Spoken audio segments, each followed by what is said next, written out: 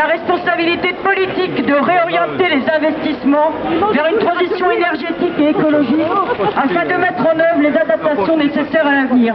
Tous ces grands projets inutiles imposés. Ah, je tremble. L'émotion. Merci.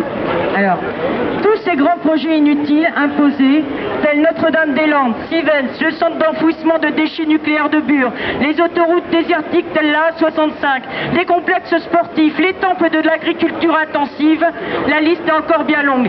S'y ajoutent maintenant les projets divers de LGV, dont notre lauréat du prix Pharaon, dont Gérard Cavry, notre secrétaire, va vous dire quelques mots, le LGV GPSO, grand projet pharaonique de nos décideurs aquitains. Bonjour. Voilà. Alors, dis-le un peu plus fort parce que moi j'ai pas une grande voix. Bonjour mesdames, bonjour messieurs. Approchez-vous un petit peu, n'ayez pas peur, on ne mord pas. Bonjour la France. Vous pouvez venir. Voilà, donc nous sommes réunis ce matin pour un grand moment citoyen, c'est la remise du prix Pharaon. Pharaon, pourquoi? Parce que ce prix est attribué tous les ans à des personnes ou des institutions dont l'action apparaît hors de proportion pour les préoccupations des populations. Et Pharaon, pourquoi? Parce que souvent ces projets sont des projets pharaoniques. Alors oui, nous sommes contre la LGV pour 4 raisons. Des raisons économiques essentiellement. Aucun exemple de développement économique ne peut être attribué au LGV.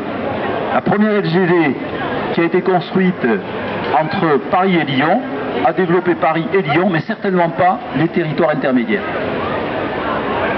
Le gain de temps est dérisoire.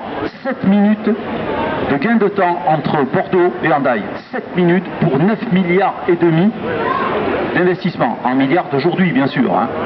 Donc ça fait cher, effectivement, la minute. Très cher.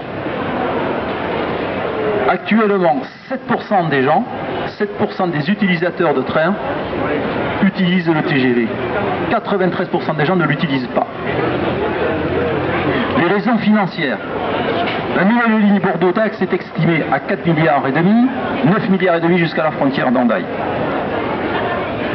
Le dernier rapport de la Cour des comptes a montré que effectivement c'est une gabegie et ce n'est pas utile. Les raisons écologiques, parce que c'est quand même notre fonds de commerce, l'écologie. La consommation d'espace, 16 hectares pour 1 km de construction, 16 hectares détruits. 780 hectares consacrés à une zone économique au sud de Bordeaux, c'est bien ce que je disais, le développement économique se fera sur Bordeaux, pas ici. Et bien entendu, tout ce qui concerne l'écologie, la circulation de l'eau, de surface, des eaux souterraines, la consommation importante de matériaux importés et quand même la mise en place de systèmes énergétivores, parce que les LGV, ça nécessite quoi? Ça nécessite des courants forts, et les courants forts, c'est qui? Les centrales nucléaires derrière. Les raisons démocratiques. Actuellement, nous sommes particulièrement dubitatifs sur les procédures d'enquête publique. On l'a vu pour Notre-Dame-des-Landes, on l'a vu pour le barrage de Sivens, on le voit également pour les LGV aujourd'hui. Il n'y a pas de consultation démocratique. À partir du moment où le dossier arrive en enquête publique, tout est ficelé, il n'y a plus rien à dire. Il ne reste plus effectivement que la révolte sur le terrain ou l'occupation. Donc, nous sommes contre, mais nous avons des propositions aussi. C'est les propositions d'aménagement du territoire, une politique globale des transports en commun fondée sur le report modal, une politique volontariste de fret avec des containers, parce qu'effectivement aujourd'hui on nous dit la LGV va développer le fret, c'est faux. Le fret s'écroule au détriment du trafic routier. Les transports ferroviaires à grande distance peuvent être réalisés aujourd'hui sur les lignes existantes. Nous n'avons pas besoin d'investir 10 milliards pour faire circuler les gens à grande vitesse. Les lignes actuelles remises aux normes suffisent. Et bien sûr l'amélioration des TER, parce que bien entendu, vous savez que pour tous ceux qui prennent le TER, les retards sont consécutifs et conséquents. L'électrification de la ligne Morsinx-Mont-de-Marsan, ça serait déjà un grand progrès. Et la remise en état de la ligne Mont-de-Marsan, Aire-sur-Adour, Tarbes, qui permettrait d'aérer, si vous voulez, l'est du département.